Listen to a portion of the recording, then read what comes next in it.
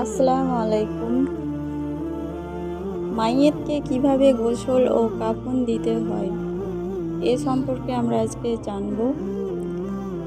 একখানা চওড়া তক্তা নিয়ে তার চারিদিকে 3 বার আগরবাতি ও লবানের ধোঁয়া লাগিয়ে তার উপর মাইয়েতকে শোয়াবে।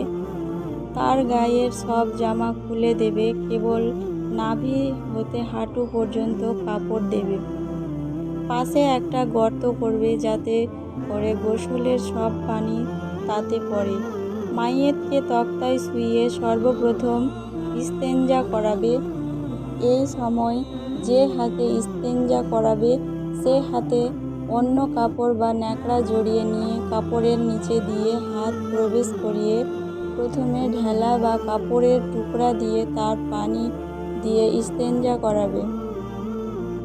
তারপর উজুর অঙ্গগুলি উজু করার নিয়ম মতো ধোয়াবে।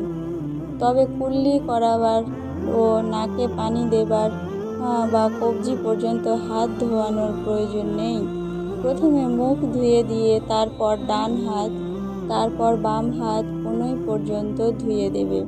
তারপর মাথা মাসাজ করাবে, তারপর ডান পা, তারপর বাম পা 3 বার ধুয়ে দেবে। ন্যাকড়া ভিজিয়ে 3 বার দাঁতের উপর দিয়ে তার নাকের ভিতর দিয়ে যদি হাত ফিরিয়ে দেওয়া হয় তবে তাও জায়েজ। তবে যদি মাইয়েতের মৃত্যুকালের পূর্বে গোসল ফরজ হয়ে থাকে, জানাবাতের জন্য বা হাইজ, মাসিক বা নিফাসের প্রসবকাল, রক্তস্রাব জন্য, তবে মুখে ও নাকে পানি পৌঁছানো একান্ত আবশ্যক। গোসল দেওয়ার পূর্বে মাইয়েতের নাকে ও কানে কিছু তুলা লাগিয়ে দেবে যাতে পানি ঢুকতে না পারে। উজু করানোর পর মাইয়েতের মাথার সাবান দিয়ে পরিষ্কার করবে। তারপর বাম দিকে কাত করে শুয়ে ডান পাশের উপর মাথা থেকে পা পর্যন্ত ফুল পাতা সহ কুসুম কুসুম গরম পানি দ্বারা 3 বার পানি ঢালবে। তারপর ডান কাতে শুয়ে বাম পাশের শরীরের উপর ওইভাবে 3 বার 5 বার পানি দিয়ে ধুয়ে দেবে। এই রূপে গোসল দেওয়ার পর যে গোসল দেওয়াবে সে তার নিজের শরীরের সঙ্গে মাইয়েতের মাথার দিকটা একটু তুলে ধরে আস্তে আস্তে পেটটা মালিশ করবে। যদি কিছু ময়লা বের হয় তবে কেবল তাতে পানি ঢেলে ধুয়ে দেবে। পুনরায় উজু ও গোসল করানোর প্রয়োজন নেই। তারপর মাইয়েতকে বাম কাতে শুয়ে কর্পূরের পানি দ্বারা মাথা হতে পা পর্যন্ত 3 বার ঢালবে ও ডান কাতে ওইভাবে পানি ঢেলে তারপর শুকনো কাপড় দিয়ে মুছে কাফন পরাবে। কাফনের উপর রাখার সময় স্ত্রী লোকের মাথায় ও পুরুষ লোকের মাথায় ও দাঁড়িয়ে আতর লাগাবে। কপালে, নাকে, উভয় হাতে তালুতে, উভয় হাঁটুতে এবং উভয় পায়ে কর্পূর লাগাবে। চুল নখ কাটবে না, চুল আঁচড়াবে না। নবীজি সাল্লাল্লাহু আলাইহি ওয়াসাল্লাম ইরশাদ করেন, যে ব্যক্তি মৃত্যুকে গোসল দেয় তার উচিত পরে গোসল করে নেওয়া। তিনি আরও বলেন, যে ব্যক্তি জানাজা বহন করে তার উজু করে নেওয়া উচিত।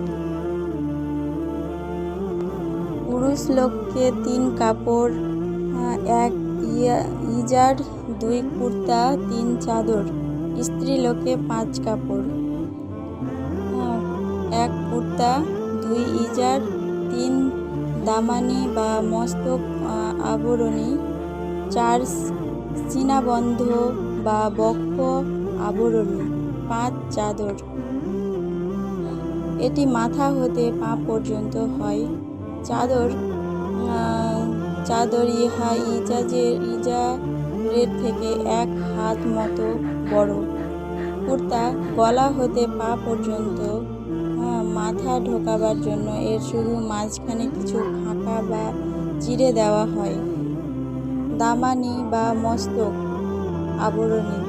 12 12 গিরা চওড়া 3 হাত লম্বা সীনাবদ্ধ। এটি একটি খণ্ড কাপড় যা দ্বারা মহিলাদের বক্ষ আবরণ করতে হয়। সাধারণত এই খণ্ড কাপড়টি বগল থেকে হাঁটু পর্যন্ত চওড়া ও 3 হাত লম্বা হয়ে থাকে, যাতে সম্পূর্ণ বক্ষদের উত্তম রূপে বাঁধা যায়। স্ত্রী লোকের 3 খানা কাফন দিলেও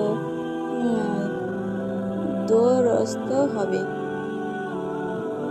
এর কম হলে মাকরুহ হবে, তবে অভাবের জন্য এরও কম দিতে পারে। কাফন দেওয়ার আগে কাফনে লোবানের বা আগরবাতি ধোয়া 3 বার বা 5 বার ধুনি দেওয়া উচিত। ইজাব, এটি মাথা হতে পা পর্যন্ত হয়। কাফন পরাবার নিয়ম।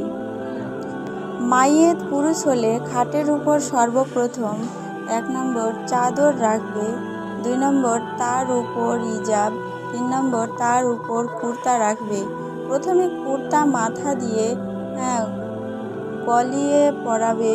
তারপর মাইয়েত পুরুষ লোক হলে ইজারের বাম দিক থেকে তুলে তারপর ডান দিকে তুলবে। তারপর ওইভাবে চাদরকে বাম হতে ডান, ডান হতে বাম তুলে শেষে মাথার ও মাঝে এবং পায়ের দিকে বেঁধে দেবে। আর মাইয়েত স্ত্রীলোক হলে তার চুলকে দু ভাগ করে ডানে বামে করে 5 নম্বর কুর্তার উপর দিয়ে বুকের উপর রেখে দেবে ও 4 নম্বর মাথা বাঁধা কাপড় দিয়ে মাথা ঢেকে দিয়ে চুল 2 ভাগ করে বুকের উপর রেখে দেবে। 3 ইজার বাম হতে ডান, ডান হতে বামে তুলবে।